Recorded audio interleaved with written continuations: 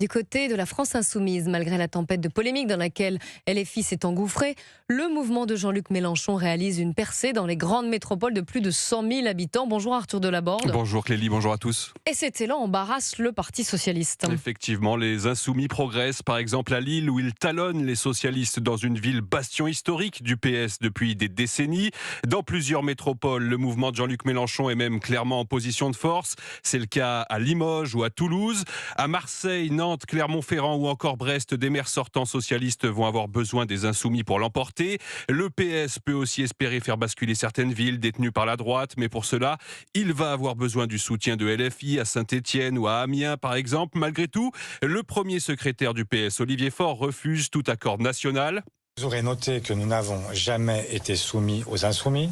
Il n'y a pas eu d'alliance au plan national ni au premier tour. Il n'y en aura pas davantage au second tour. Pas d'accord national donc, mais Olivier Faure appelle néanmoins les socialistes à rassembler dans la clarté en respectant, dit-il, nos principes et nos valeurs, l'art de rester flou pour ne pas condamner ses candidats à la défaite dans un certain nombre de villes.